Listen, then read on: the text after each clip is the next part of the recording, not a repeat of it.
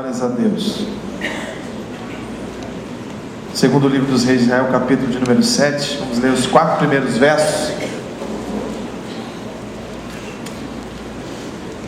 Aleluia. Louvado seja o nome do Senhor. Diz assim na minha versão: então disse Eliseu: ouçam a palavra do Senhor. Assim diz o Senhor: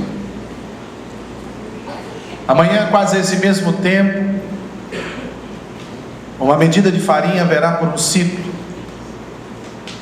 e 2 medidas de cevada por um ciclo, às portas de Samaria. Porém, um capitão em cuja mão o rei se encostava respondeu ao homem de Deus e disse: eis que, ainda que o Senhor fizesse janelas nos céus, poderia isso acontecer? E ele disse: eis que o verás com seus olhos, porém daí não comerás. Verso 3: e 4 homens leprosos estavam à entrada da porta, os quais disseram uns aos outros: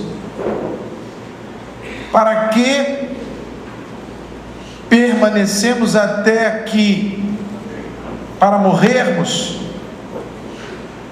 Se dissermos então, entremos na cidade, há fome lá dentro e morreremos ali. Mas se ficarmos aqui, também morreremos. Vamos então, pois, agora, e demos conosco no arraial dos sírios. Se nos deixarem viver, viveremos. E se nos matarem, tão somente morreremos. Palavra do Senhor. Amém? Amém, queridos? Glória a Deus. Vamos entender um pouco dessa história, esse momento que lemos aqui. O rei da Síria, chamado Ben-Hadad, ele sitiou a cidade de Samaria. Sitiar era cercar. E ele fica ali esperando o suprimento da fortaleza acabar. Era uma estratégia usada na época. Sitiava a cidade e não entrava, porque as muralhas eram altas, então você ficava lá de fora. Armava um acampamento, colocava uma mesinha de dominó, ficava ali esperando o suprimento de água, o suprimento de alimento acabar dentro da cidade. E é exatamente isso que começa a acontecer. Preste atenção, isso é importante. A Bíblia diz que essa fome começa a ser tão intensa dentro de Samaria. Preste atenção. No capítulo anterior, você pode ler em casa, o rei de Samaria está andando aflito por dentro das muralhas, pensando numa solução, e ele ouve 2 mulheres brigando, 2 mulheres se degladiando, e ao vendo essas mulheres dizem: rei, nos ajude, estamos com um problema. E era costume naquela época do rei ser o juiz. E o rei diz para elas: eu não posso ajudar vocês, porque a situação é gravíssima. Queridos, a Bíblia diz que se vendia uma cabeça de boi, uma cabeça de burro, a ossada, por 10 mil reais, só para fazer uma sopa de crânio de jumento. Então o rei diz: eu não posso ajudar vocês, que Deus os ajude. Mas elas dizem: não, a coisa é séria. Então ele para ouvir aquelas mulheres. Preste atenção. E uma daquelas mulheres diz assim: meu rei, eu e essa minha vizinha aqui fizemos um pacto ontem, e o pacto foi o seguinte: eu tenho um filho e ela tinha um filho. Nós combinamos que ela mataria o filho dela e nós comeríamos a carne do filho dela ontem, e hoje seria a minha vez. Olha a situação. O rei, ouvindo essa situação, uma mulher reclamando porque não cumpriu o pacto, a outra outra de matar também o seu filho, como ela já fizera.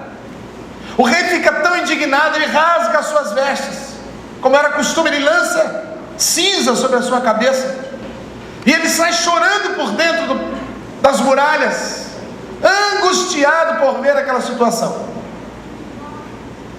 Havia pouco tempo de vida para aquele povo, queridos. Nós estamos falando daquela fome que você sentiu nos últimos meses, não. Nós estamos falando de uma fome de 15, 20, 30, 40, 50 dias. Eles já estavam a ponto de comer uns aos outros, de começar com as crianças. E aí a Bíblia muda o foco para 4 homens que são os grandes personagens desse episódio bíblico. 4 leprosos que moravam do lado de fora da muralha, como era o costume. Expulsos eram de dentro das muralhas, porque eles tinham uma doença contagiosa que não tinha cura na época. 4 homens fadados à morte, separados da sua família, sem direito a entender o que estava acontecendo, mas percebendo que eles pararam de jogar o alimento pela muralha, porque esses homens, mendigos, coxos e leprosos, sobreviviam do lixo que se lançava da muralha para fora da muralha onde eles ficavam. As pessoas comiam e o que sobrava jogavam pela muralha, caía lá embaixo e eles comiam aqueles restos ali. E esses homens agora também estão passando fome. Por quê? Porque não há resto mais de comida, não há mais nenhum tipo de detrito que eles possam comer. Então eles entram eles começam a confabular. Bom, a nossa vida é uma desgraça. Nós não temos mais amigos. Vivemos solitários aqui do lado de fora da muralha. Não temos direito nem a entrar e visitar os nossos parentes.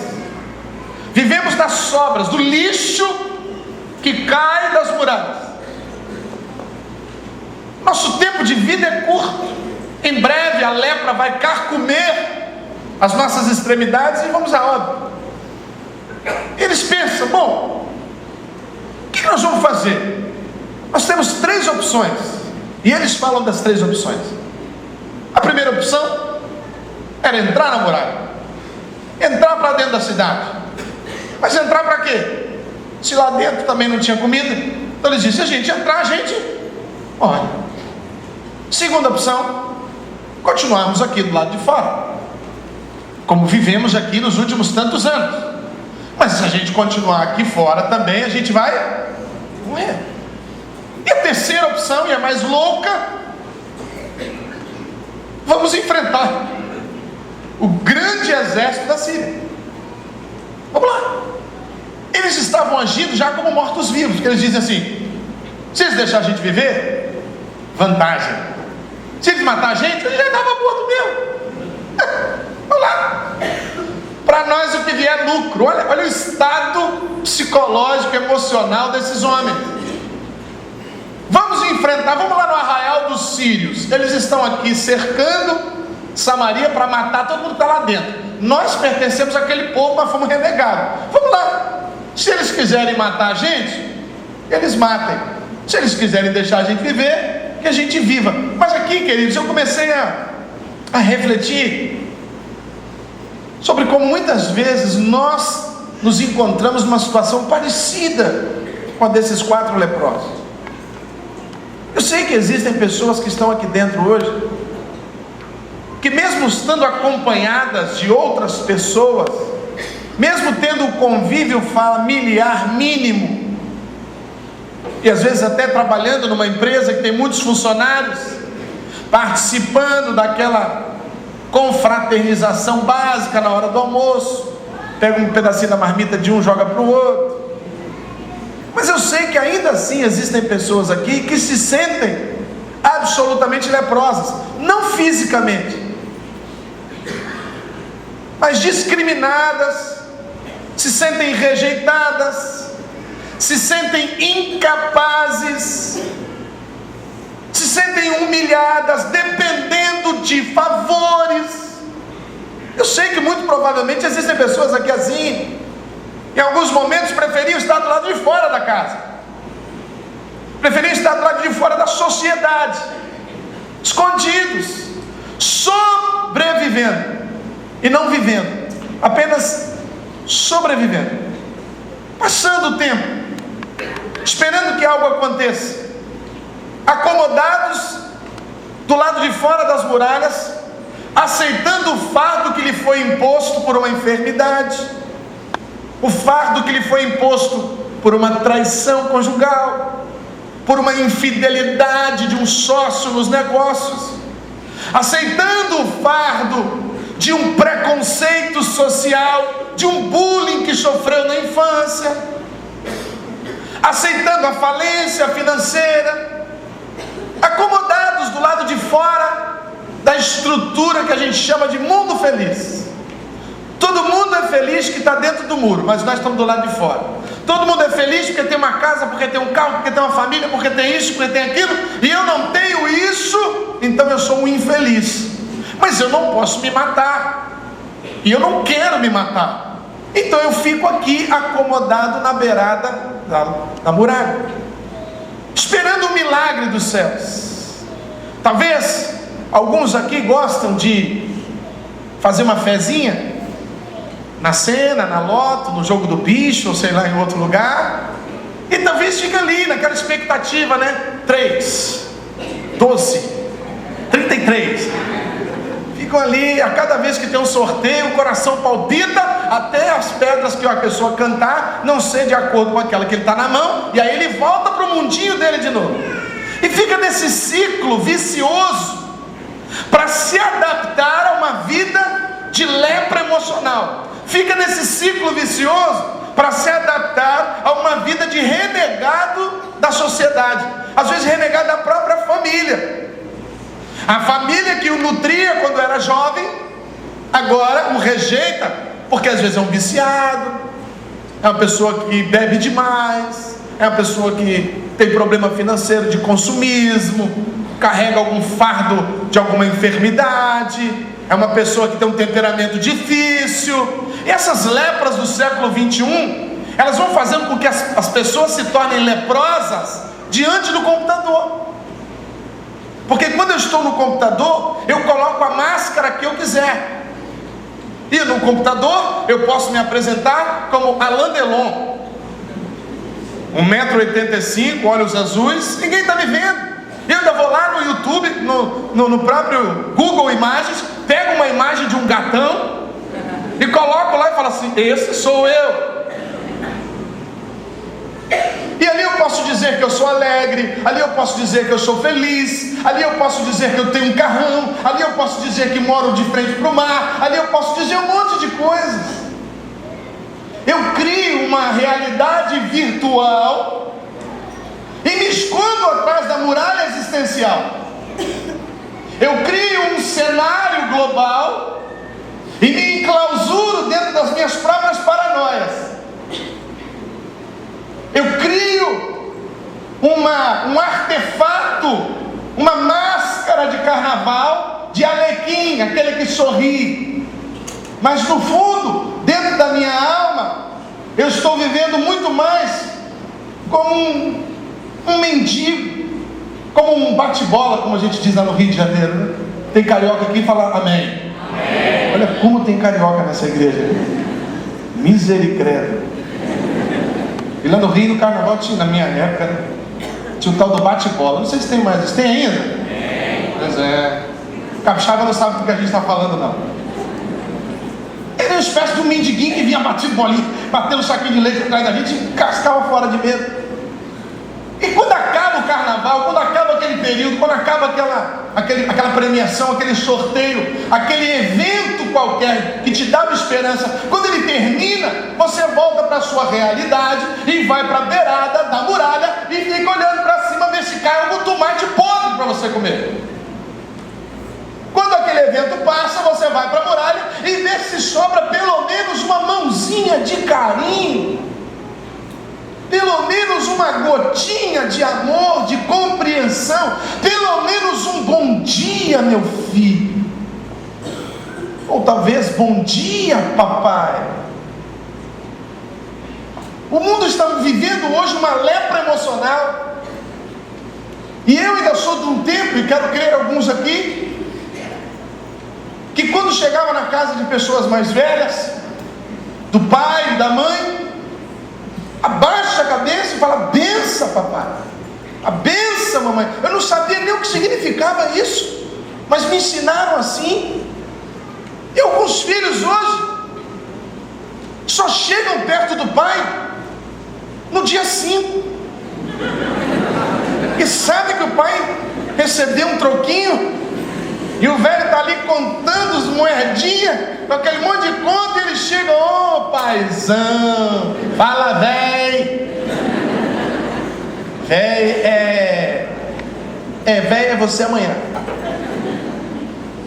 Mas essa síndrome de lepra emocional nos faz nos acomodarmos com a enfermidade, com a situação. A vida é assim mesmo, casamento é assim mesmo. Está brigando com a tua esposa? Isso é normal. Você tem quantos anos de casado? 7? É a crise dos 7 anos. Não, só tem 11. 11 pior. E a gente começa a achar que isso é normal. A gente começa a achar que é normal um jovem entrar num ônibus e ter uma vaga apenas para sentar, e ele entra na frente de uma velhinha, ele sentar na vaga e olhar para o canto, ou fingir que está dormindo imediatamente. A gente vai achando que tudo isso é normal. Sabe que normalidade é essa? É a normalidade de quem foi expulso de uma sociedade por causa do pecado. Porque a única coisa que afasta o homem do reino de Deus se chama pecado. É o pecado que nos afasta da graça, da misericórdia, da felicidade. É o pecado que nos afasta do amor, da graça, da fidelidade. É o pecado que nos levou para fora da muralha. E o mundo continua jogando alface podre, resto de comida azeda. Mas como a gente está faminto de Deus, a gente come esse que jogam. O lixo que jogarem a gente come, e começa a achar que é normal. Mas não é normal. Primeiro porque nós não somos desse reino. Nós somos forasteiros nesse mundo.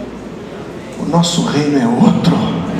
Porque o rei deste reino não é o rei do reino onde eu vou parar um dia.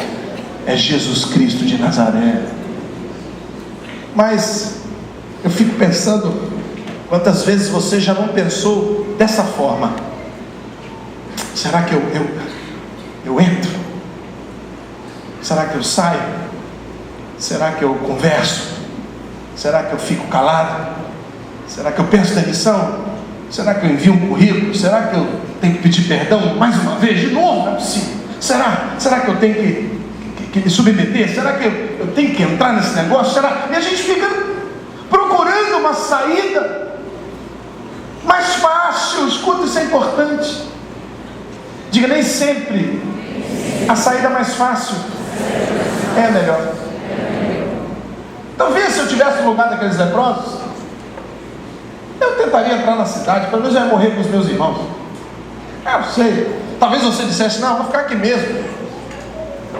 Vou morrer, morro aqui do lado de fora, preciso entrar, preciso me... Mas estes protagonistas dessa história bíblica tomaram uma decisão, e essa decisão fez toda a diferença na vida deles. Eles decidiram enfrentar os inimigos.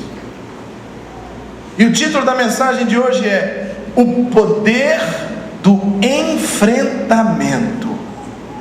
Nós vivemos numa era self-serve, fast food, e ninguém quer enfrentar problemas. A gente diz o seguinte: eu pago para não me aborrecer. Sim ou não?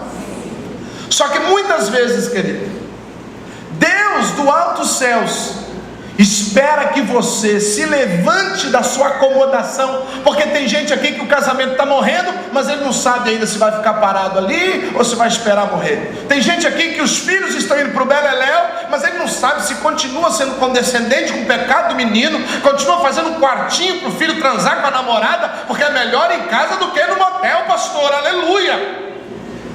Ele não sabe se é melhor pegar o filho e dizer que o fumo faz mal, ou ele espera porque é melhor o cigarro do que a maconha, aleluia.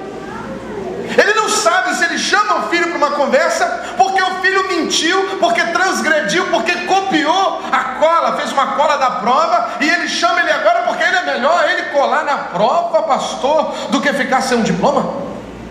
E a gente começa a contemporizar o pecado e achar que o pecado pode ser uma boa saída. O pecadinho talvez seja a porta mais larga para a igreja de hoje. Diga, o pecadinho é a porta mais larga para a igreja passar. Diga, mas só estreita. Diga, só estreita leva a salvação. Esses homens poderiam ter escolhido a porta larga, a porta da facilidade, a porta da mesmice, a porta da acomodação. Estou orando, vou orar, vou ficar orando aqui, não vou fazer nada. Mas eles escolheram enfrentar os seus inimigos. E talvez Deus te trouxe aqui, querido, porque Ele já está matutando isso na sua vida há muito tempo.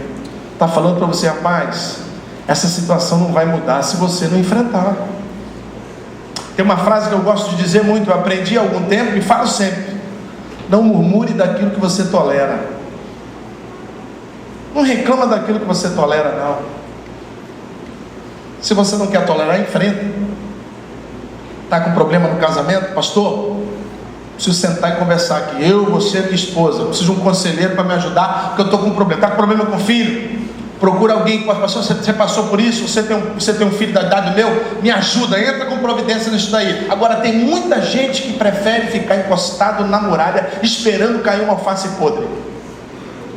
Tem muita gente que veio aqui hoje só para ouvir Deus falar para você que você precisa se levantar e enfrentar os seus dilemas. Mas pastor, eu tenho medo. Enfrente o teu medo. Deus disse para Josué: Josué, ser forte, porque eu vou contigo nesse negócio. Tem muita gente esperando Deus agir, esperando Deus fazer, esperando Deus. E aí, querido? E a sua parte? E a sua fé vai ser expressa como? Com atitude. Deus está esperando uma atitude sua. E eu vejo as atitudes desses homens de Deus, esses miseráveis que se transformaram através do enfrentamento dos problemas. E eu quero crer, querido, que se você sair por essas portas hoje com esse desejo de parar de aceitar o problema passivamente e se levantar como profeta na sua casa, na sua geração, e enfrentar esses problemas, Deus vai mudar a sorte da tua família. Eu creio nisso, querido. Creio nisso. A igreja precisa enfrentar. O que a Bíblia diz? E as portas do céu não prevalecerão contra as pisadas do diabo? É isso? É as portas de quem que vão cair? Como é que a porta do inferno vai cair se a igreja não enfrentar? As portas do inferno não prevalecerão, Senhor. Nós estamos orando, igual o antigo Uri Geller, era um mágico que ele fazia as coisas entortar. E o poder da igreja vai fazer, pum, a porta caiu. Não, a porta vai cair, mas é com 44 da igreja. A porta vai cair, mas é com a tua oração fervorosa, mãe. A porta vai cair, mas é com a tua atitude, pai. A porta vai cair sim, é quando você se levantar e dizer: não tolero mais o pecado na minha vida, na minha casa, na minha família. O diabo vai ter que sair quando você se levantar e tomar uma atitude de enfrentamento, querido. Aleluia. Pastor, estou assustado. É para assustar mesmo, porque o que Deus vai fazer é assustador na sua vida. Amém? Amém. Fala para o teu vizinho aí: sai da acomodação e enfrenta.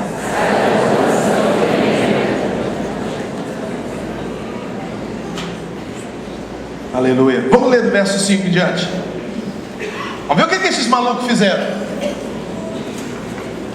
E levantaram-se pela manhã, ao crepúsculo, para irem até o arraial dos sírios. E chegando à entrada do arraial dos sírios, eis que não havia ali ninguém, porque o Senhor fizera ouvir no arraial dos sírios ruído de carros e ruído de cavalos, como o ruído de um grande exército, de maneira que disseram uns aos outros: eis que o rei de Israel alugou contra nós os reis dos heteus e os reis dos egípcios para virem contra nós.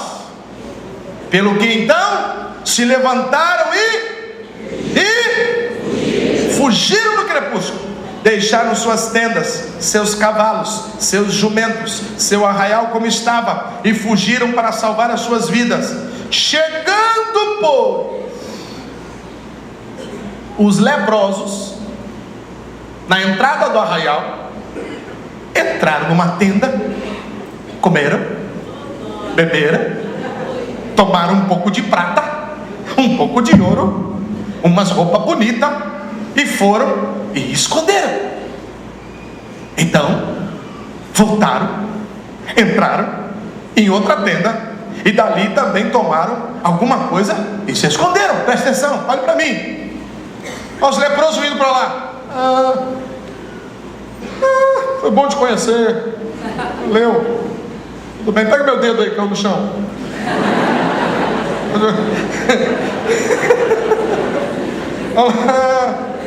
Legal. Vamos lá, estamos chegando. Estamos chegando. Foi bom. Aí. Acho que não tem ninguém não. Será? Não tem ninguém não.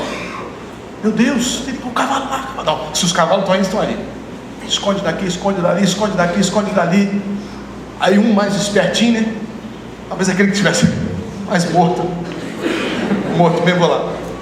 Aí entrou numa tenda. Chegou lá, tinha comida, tinha vinho, tinha ouro, tinha prata, tinha veste. Querido, nós estamos falando num tempo em que tenda, comida, bebida e vestes, hoje seria iates, mansões, posição social e muito dinheiro. É o que eles encontraram. Quando eles entram na primeira e vem aquilo, eles, quero crer, que comeram rápido, jogando farinha na boca, e saía correndo e escondia. Ficava lá um tempinho confabulando. Não apareceu ninguém não? Não, vamos lá de novo. Pega meu dedo aí, vamos lá. É ele lá de novo. Fizeram isso 2 vezes e perceberam que não tinha ninguém lá. Oh Deus, tudo para eles. Agora escute, querido, olha o que a decisão de enfrentamento desses homens produziu, não só na vida deles, mas em todo o arraial de Samaria. Querido, o que Deus vai fazer na sua vida, não é só você que vai aproveitar não, a sua geração saberá que o Senhor é Deus. O que Deus vai fazer na tua história, quando você enfrentar os seus problemas, toda a sua casa saberá que o Deus que você serve é um Deus dono do ouro e da prata, e que não deixa faltar aos seus, porque Ele é zeloso, Ele é fiel e Ele é glorioso para fazer infinitamente mais do que você pede, do que você deseja, porque Ele é Deus. Aleluia, aleluia. Meu Deus, o que Deus vai fazer na sua vida? Pode se assustar, porque é tremendo. Aleluia. A primeira coisa que eu notei, quando você enfrenta o problema, Deus envia a resposta de lugares improváveis. Quando você enfrenta, escute, Deus envia a resposta de lugares improváveis. Tem um monte de gente que está aqui, que no tempo passado dizia assim: nunca vou em outra igreja, só na minha igreja. Aí você não aguentou a mesmice e deu um passo. Do lugar improvável, Deus está mandando uma promessa para você. Tem gente aqui que tinha medo de enfrentar o patrão por causa de uma situação adversa qualquer, e você ficou ali, meu Deus, tem que enfrentar, tem que enfrentar. É quando você enfrentou e falou: gostei da sua decisão, da sua atitude, eu vou colocar você num lugar melhor. Quando você enfrenta o problema, querido, Deus levanta pessoas de onde você nem imagina para te abençoar. Quando a gente estava fazendo esse galpão aqui, quem está aqui conosco desde essa época sabe, nós metemos o galpão aqui, não tinha um tostão mais. E a igrejinha, queridos, imagina, ali na frente cabe 100 pessoas, estava assim, ó. Não tinha nada aqui, não tinha porta, não tinha janela. Como é que a gente ia fazer culto? Nem eletricidade tinha. E um camarada me ligou e disse assim: pastor, vem aqui fazer o aniversário de casamento de um tio meu, sei lá, 50 anos de casado, bodas, não sei o que. Ah, tá bom, vou lá. Falei, pô, cheio de coisa para fazer aqui, me preocupando aqui, como é que eu vou arrumar o dinheiro para comprar o cimento? E tem que casar velhinho de novo, ele já está morrendo, meu Deus. Troca logo a aliança e morre. Mas com Jesus. Jesus, eu vou lá, estou ali orando, Deus, mas eu tenho que enfrentar. Eu cheguei lá, aí fiz o casório, o velhinho usava aquele aparelhinho aqui, não ouvia de jeito nenhum, eu tinha que gritar: só aceita! Aí ele, falei: aleluia, Jesus, vai tratando o seu filho, vai. Saí de lá rouco. E antes de eu ir embora, o dono da casa falou assim: pastor, eu queria que o senhor me desse um tempinho. A mulher dele na época estava grávida, eu fiquei imaginando, você pode estar querendo oração ainda para a mulher. Jesus, é isso aí, vamos lá, vamos enfrentar, né?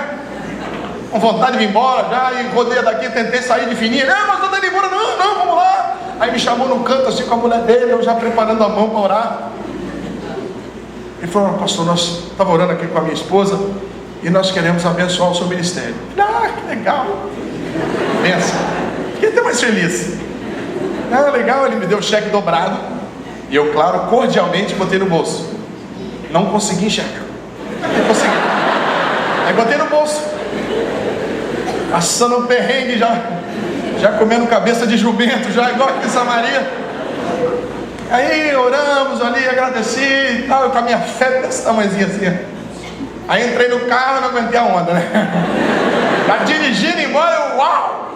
Aí depois ele falou assim: ó, esse aqui é o primeiro, mas a gente quer dar mais 3 desse aí. Aí eu falei: dividiu o negócio ainda, né? Cadê? Suaves prestações. Jeová, me ajuda. Tomara que ele esteja assistindo agora tudo isso pela internet. Meu Deus, eu vou pregar na igreja dele daqui umas 2, 3 semanas, meu Deus. E aí, quando eu olhei o checão, apareceu um 2, 200, aleluia, já pensando em 7 sacos de cimento. Era 20 mil reais. Eu nunca peguei um cheque daquele na minha vida.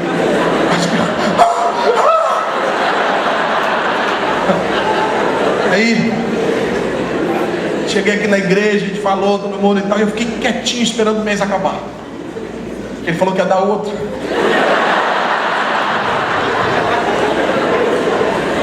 Aí passou o mês, 40 dias, já estava de novo eu indo para a muralha. Ele falou: pastor, pedi aqui a data e tal, mas ó, já está lá preparado. Eu peguei Tiago Balestra, cadê ele? Tá lá fora? Peguei Tiago, você vai lá para mim que eu tô com a perna tremendo. Tiago morava lá do lado de lá onde era, vai lá! Aí ele foi e voltou.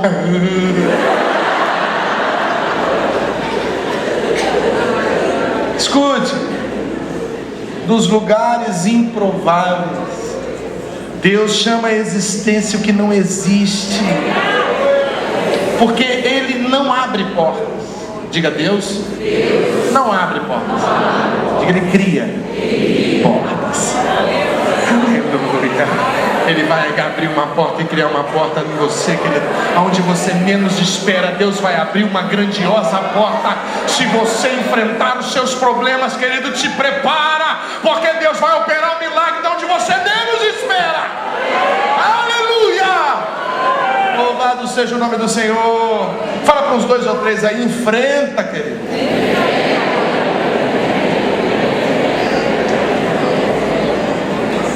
A segunda coisa, no verso 6, quando você enfrenta, preste atenção, vamos voltar o carro aqui da fita, os leprosos na beirada da muralha, o arraial, vamos dizer aqui, na outra quadra lá, 2 quadras para lá, eles estão aqui os leprosos, vão lá. Quando eles começam a caminhar, parece que dispara uma trombeta no céu, e Deus envia o socorro, e o socorro chega antes deles. Você, quando vai enfrentar o inimigo, querido, você coloca no seu coração: eu vou enfrentar a situação, mas fique tranquilo, o Deus que nós servimos vai na frente. A Bíblia diz que o princípio das coisas é pior que o desfecho delas, e é mesmo, né? Você fica assim: vai ser difícil, aí você quase morre antes, aí chega na hora, você enfrenta, tranquilo. E aí alguém pergunta: e aí, cara, como é que foi? Foi tranquilo. Você fala: como? Você estava tão apavorado? É porque muitas vezes a gente cria um cenário sinistro, só que a gente se esquece que quando tem caminho tortuoso, o Senhor pega o trator esteira e Ele vai na frente, Ele aplana caminhos tortuosos, Ele despedaça ferrolhos de ferro, Ele lança por terra as portas que te aprisionam, porque Ele é o teu Pai, e Pai coloca o filho atrás. Fala: vem, vamos pegar aquele grandão, vem comigo, vem. Ele vai na frente, querido, não é você que vai enfrentar o inimigo, não, é o Deus, o general do exército de Israel. Ele vai à frente do seu povo, é Ele que vai entrar nesse negócio. Mas Ele espera a sua atitude. Enquanto você está passivo, Deus espera, porque Ele precisa do seu sinal verde. E o seu sinal verde não é sentado na beirada da muralha. O seu sinal verde não é tentando voltar para o meio do lugar onde você já foi rejeitado, não. O sinal verde é você enfrentando os seus problemas. Se você me entende, diga amém. Amém. A Bíblia diz que o Senhor havia passado por lá. Que coisa tremenda, querido. Quem sabe nesse momento, enquanto você está aqui, Deus já está passando lá. Quem sabe? Enquanto você está aqui, Deus já está agindo lá. Lá onde você imagina que está o problema. Você pode estar 1 quilômetro, 10.000 quilômetros. Deus não te deixará, nem te desamparará jamais. Amém?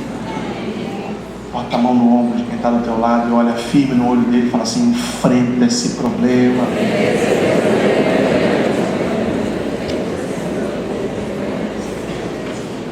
Escute, quando você enfrenta, Deus transforma a maldição em bênção. Esses meninos, oprimidos, infelizes, desamparados, agora, preste atenção, como é que estavam os conterrâneos dele lá dentro de Samaria? Estavam bem? Sim ou não? Estavam passando fome? Sim ou não? Sim. Estavam passando muita necessidade? Sim ou não? Sim.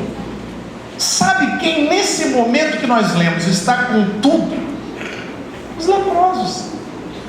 O pessoal está protegido dentro da masmorra da muralha, porque aquilo deixou de ser fortaleza e passou a ser masmorra, porque onde você morre é masmorra.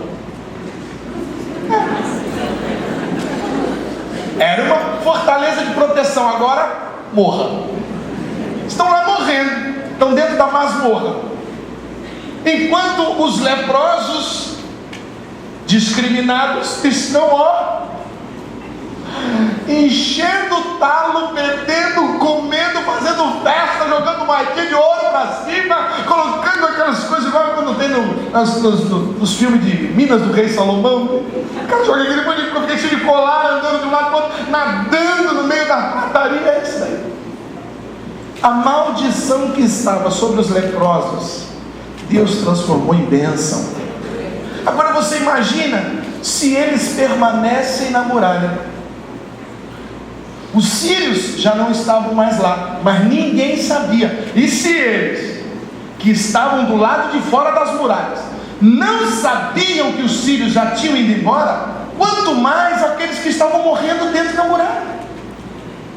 Então você percebe, querido, o que o enfrentamento do problema desses 4 homens produziram na nação, na capital da época de Jerusalém, que era Samaria.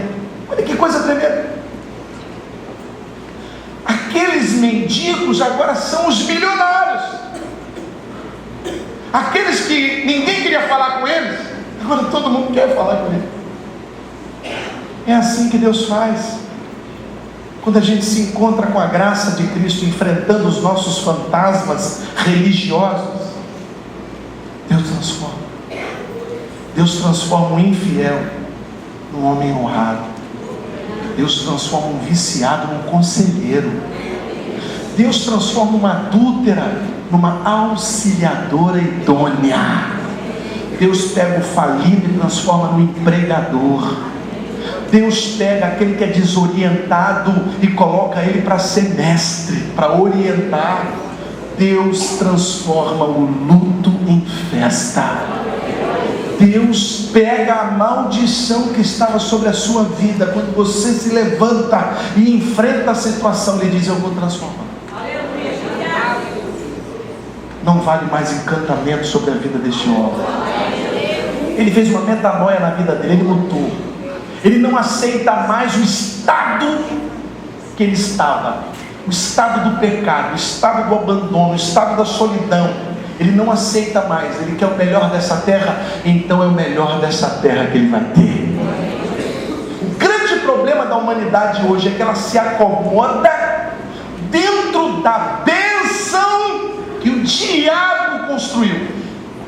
Como é que é a sua casa? É casinha, mas é bênção. Tá uma bênção, né? Bênção. Compensa, como é? Vamos analisar cada casa.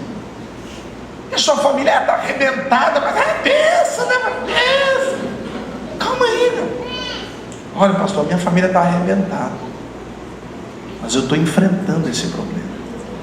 E eu sei que a profecia, a promessa de Deus vai se cumprir. Mas eu não estou sentado na pista, igual o cego de Jericó, olhando a caravana passar, não. Eu não estou sentado num banco de praça dando milho aos pombos, não. Estou não, nem com a boca escancarada, cheia de dentes, esperando a morte chegar. Não estou.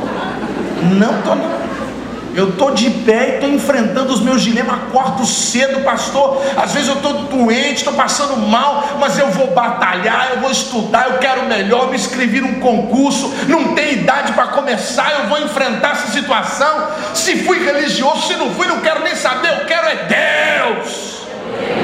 E tem um monte de gente vivendo umas mudanças na sua vida, e quem está do lado de fora fica assim: mas você não era leproso? Isso não era um infiel? Isso não era um adulto? Isso não era um ladrão? Como é que... é para a igreja agora? Meu Deus. Está desdenhando de um doente que entrou no hospital e saiu curado.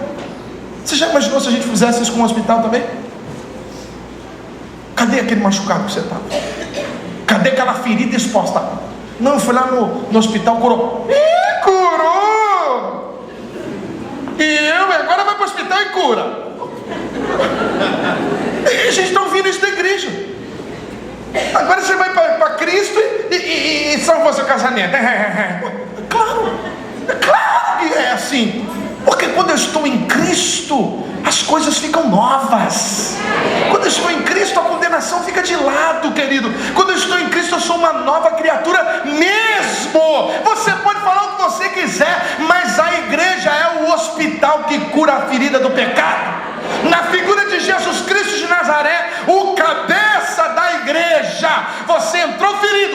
vai sair curado. Você entrou infiel, mas vai sair fiel. Você entrou perdido, mas vai sair achado. Você entrou sem salvação, mas vai sair com o passaporte carimbado para Jerusalém Celestial. É assim que Deus faz. É assim que Deus faz, querido. Mas como é que se explica isso, pastor? Não sei. Eu não sei explicar. Por que quando você dá um corte em alguma parte do seu corpo e coloca um band-aid, o machucado sara? Tem remédio no band-aid?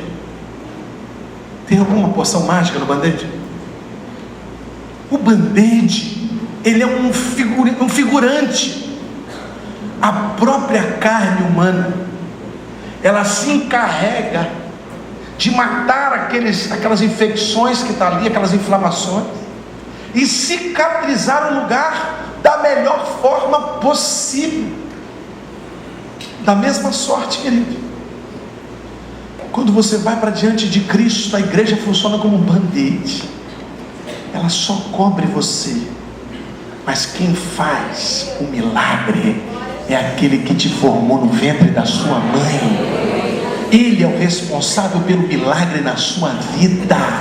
E ainda que a igreja receba os méritos, muitas vezes, porque ela é a parte visível do milagre, nós que estamos em Cristo sabemos que só Jesus, a glória, a honra e o louvor. Você entende isso? Diga amém. Amém. Então fala com o teu vizinho mais uma vez, vai enfrentar os problemas.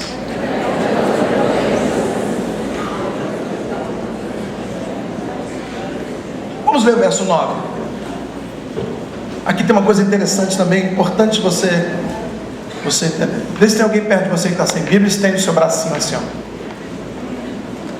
Então disseram eles uns aos outros, né? Os leprosos estão conversando agora, com a barriga cheia. Não fazemos bem. Esse dia é um dia de boas notícias. E nos calamos. Se esperamos até a luz da manhã, algum mal nos sobrevirá. Pelo que agora vamos e o anunciemos à casa do rei. Vieram, pois, e bradaram aos porteiros da cidade e lhe anunciaram, dizendo: nós fomos no arraial dos sírios, e eis que lá não havia ninguém, nem voz de homem, porém só cavalos, jumentos, tendas, como estavam antes. E chamaram os porteiros, e estes o anunciaram dentro da casa do rei. Quando você enfrenta os seus problemas, querido, você sai da cauda e passa a ser cabeça. Olha que coisa tremenda. Você imagina um leproso chegando lá debaixo do arraial, antes do problema, e dizer assim: eu queria entrar, gente, eu sou inocente, eu estou curando, eu passei aqui uma babosa, um forever, estou curando. Então alguma coisa aqui está acontecendo em mim, eu não sei aqui. Ouve, ninguém ia ouvir, ninguém dá convite para leproso, ninguém quer conversa com leproso. Mas agora, querido, eles detêm as boas novas. Na sua família, talvez você seja aquele que ninguém quer ouvir, porque você é um mala. Você pode ser a ovelha negra da sua família. Ninguém quer ouvir você. Mas quando você enfrenta os seus dilemas e Deus derrama da sua graça, você passa a ter nas suas mãos a palavra de vida eterna. Não são os mais cultos que Deus usa, não são os mais sábios que Deus, não são os mais bonzinhos que Deus usa. Deus usa quem enfrenta o problema primeiro. Se você diz para mim que na sua família ninguém tem a graça de Cristo, ainda que digam temer a Deus, e você está esperando que Deus levante alguém na sua casa, ou está esperando que uma tragédia como essa de Samaria ocorra para que você busque a Deus, eu quero te dizer nessa noite, que se você sair daqui hoje com a decisão tomada pelo Evangelho de enfrentamento. Todos esses problemas que você enfrenta, o Senhor vai trazer a palavra de vitória na tua mão. Deus vai colocar sabedoria no teu coração.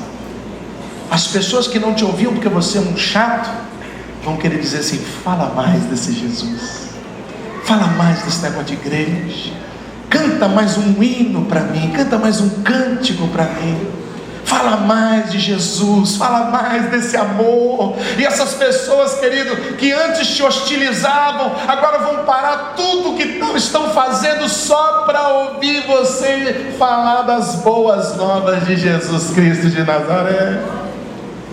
Porque são estas boas novas que curam, que restauram, que salvam. São as boas novas do Evangelho que transformam a vida de um leproso num homem abençoado. Você crê nisso? Diga amém. Amém. Em cultos discriminados agora, os mais importantes de Samaria. Para nós encerrarmos, ainda no capítulo 2, no capítulo 7, verso 15.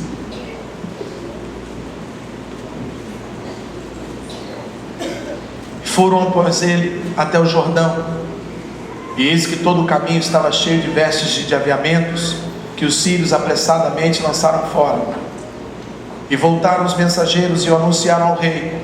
Então saiu o povo, saqueou o arraial dos sírios, e havia uma medida de farinha por um ciclo, e 2 medidas de cevadas por um ciclo, conforme a palavra de quem? E puseram o rei à porta o capitão em cuja mão se encontrava, e o povo atropelou ele na porta, e ele morreu, como falou o homem de Deus, o que falou quando o rei descera até ele. Quando você enfrenta, escuta aqui, querido, a profecia, preste atenção. Deus chama o profeta e diz para ele assim: vai lá em Samaria e profetiza. E a gente leu o primeiro verso que nós lemos: e disse Eliseu ao povo: amanhã, a essa hora, 1 quilo de farinha, que era a coisa mais cara que tem, como é ainda lá na Bahia, 1 quilo de farinha vai custar, sei lá, 50 centavos. Quando ele falou isso, tinha um capitão na porta e disse aquela besteira: de jeito, nem se Deus abrir a janela do céu, é impossível, cara, nós estamos morrendo de fome, não tem como a gente se recuperar economicamente, não tem jeito. Essa profecia foi lançada por sobre os muros de Israel, na figura do rei, na figura do capitão. As pessoas ouviram Deus profetizando, dizendo: amanhã essa situação vai mudar. O capitão não acreditou, e o profeta diz para ele assim: vai acontecer e você não vai participar dessa bênção. Querido, e aí começa esse embate que nós estamos lendo aqui. Os leprosos, vai lá e volta e tal. Agora os leprosos estão voltando e dão a notícia. O rei envia o pessoal lá para dentro para ver se realmente era verdade, vê que realmente os sírios foram embora. Eles pegam aquele monte de ouro e prata, porque os sírios eram muito ricos, e eles saíram correndo, deixaram suas vestes, como diz aqui, e eles voltam recolhendo esse monte de dinheiro, de ouro, e é claro, distribui para dentro do povo de Samaria. E aí naturalmente aquela cabeça de jumento que estava sendo vendida a 10 mil reais, agora não precisava mais, porque 1 quilo de farinha custava 50 centavos. O que eu quero dizer com você? A profecia foi liberada num dia, e a promessa, essa profecia só se cumpriu no outro dia. Mas ela só se cumpriu por quê? Porque 4 homens leprosos enfrentaram o problema. Se eles não tivessem enfrentado o problema, isso nada tinha acontecido. Então eu quero dizer para você que quando você enfrenta o problema, você desata o nó da promessa e ela se cumpre na sua vida. Quando você se levanta contra o pecado, não aceitando a opressão do maligno na sua vida, na sua casa, no meio da sua história, quando isso acontece com você e você se levanta, era como se no alto Deus ouvisse um sino dizendo assim: pode liberar a promessa, porque ele se moveu. Pode liberar a promessa, porque ela se moveu. Pode liberar a promessa, porque ele caminhou em direção à promessa. Pode fazer com que aquilo que eu prometi se cumpra, porque o meu filho, a minha filha tomaram uma atitude. Eu acho isso fantástico. E mais, aqueles que batem no seu ombro e dizem: isso é fanatismo, isso não existe, impossível desse menino melhorar, impossível desse casamento ser restaurado, impossível essa empresa dar certo.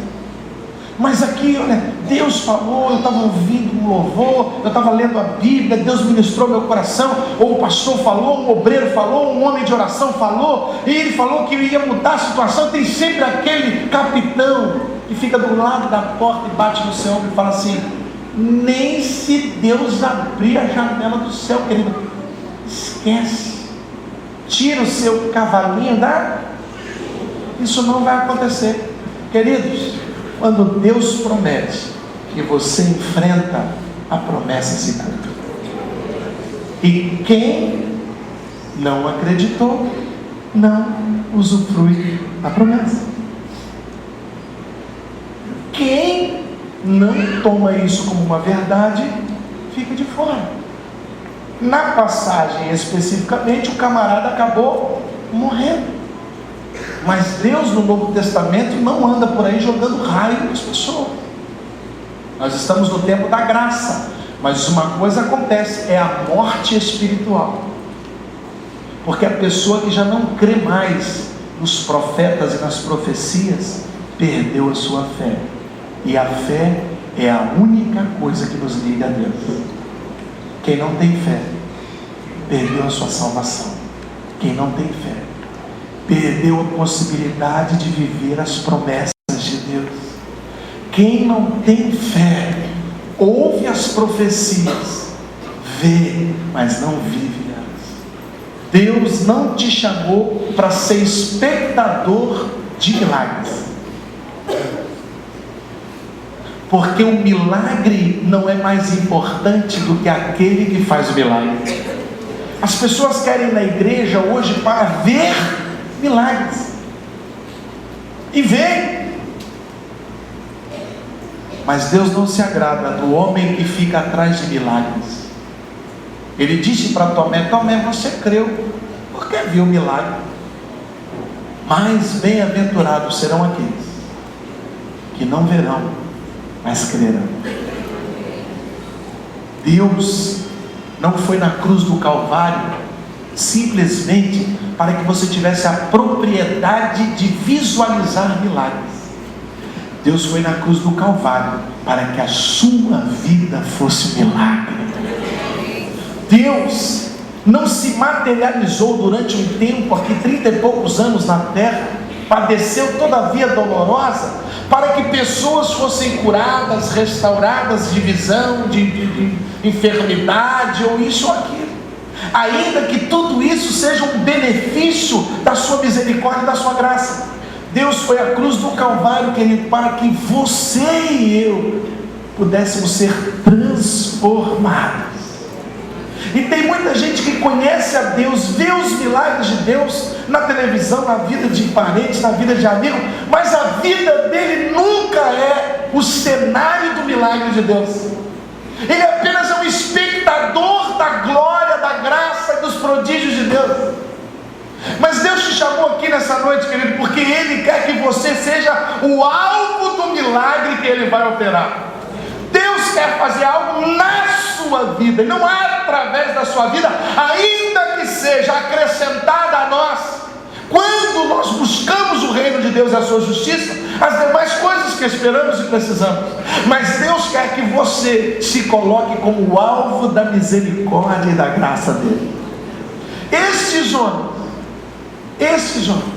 porque enfrentaram seus problemas, além de serem transformados, de terem recebido essa bênção de Deus, eles ainda passaram a ser os grandes astros de Samaria, porque foram eles que trouxeram notícias que salvaram a vida daqueles moradores. Você é um porta-voz da palavra de salvação. Você tem dentro de você o Espírito Santo de Deus, que te faz lembrar tudo aquilo que Jesus fez e faz, porque é através da sua boca, é através do seu toque, é através da sua presença, da tua atitude, que Deus opera sinais, prodígios e maravilhas nessa terra. Você pode ser leproso para a sua família, você pode ser leproso para o seu marido, para a sua esposa, eles podem te ver como isso ou como aquilo. Você pode ser o renegado da sua vizinhança, mas quando Deus olha para você, Ele vê você como atalaia da palavra de salvação. Quando Deus olha para você, Ele vê você como um arauto, aquele homem que fica em pé em cima da muralha, profetizando vitória. Quando Deus olha para mim e para você, Ele não vê aqueles 4 leprosos, Ele vê pessoas que podem ser usadas para a glória do nome dEle. Vamos ficar todos de pé na presença de Deus. É importante que você esteja aqui à frente, venha. Aleluia, aleluia. Pastor, não levantei a mão não, mas eu estou sentindo agora que eu preciso ir. Vem. Se você quer aceitar Jesus, dá um passo à frente. A igreja estenda as mãos para cá. Nós queremos te abençoar. Nós vamos profetizar na sua vida. E se você enfrentar, eu quero crer que amanhã, esse mesmo horário, você já vai estar com a sua bênção na mão. Se for a vontade de Deus, querido, Ele vai fazer isso, porque Ele é Deus de milagres. Ele não precisa de porta aberta, Ele faz porta onde não tem. Ele não precisa de mananciais, Ele é o manancial de águas vivas. Ele não precisa de oportunidade, Ele é a oportunidade. Ele não precisa de estrada, porque Ele é o caminho, Ele é a verdade, Ele é a vida, Ele é Deus da sua vida. Jesus, aleluia, aleluia. Chega de conhecer Jesus por ouvir falar. Os seus olhos espirituais hoje o veem.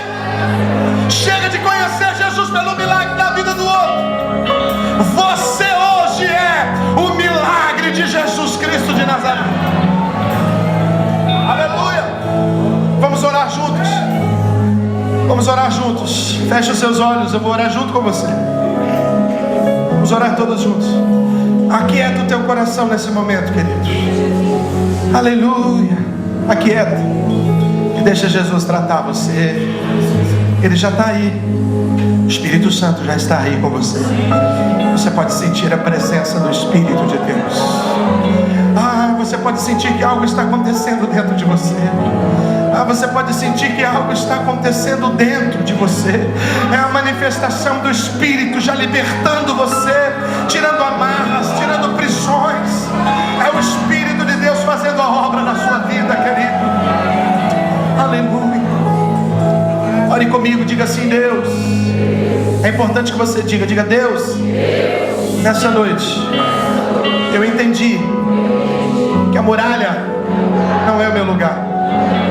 Apesar dos meus inimigos, eu decido enfrentar, porque sei que a partir de hoje Jesus Cristo vai comigo. Eu o aceito como Senhor e Salvador da minha vida. Diga: nunca mais estarei só. Diga: nunca mais mendigando carinho. Diga: nunca mais esperando, mas agindo, porque o Espírito Santo está comigo. Diga a Ele a glória, a Ele o louvor, a Ele a exaltação, para todos sempre. Diga assim: Jesus Cristo, eu te amo. Diga: Jesus Cristo, eu te amo. Diga: Jesus Cristo,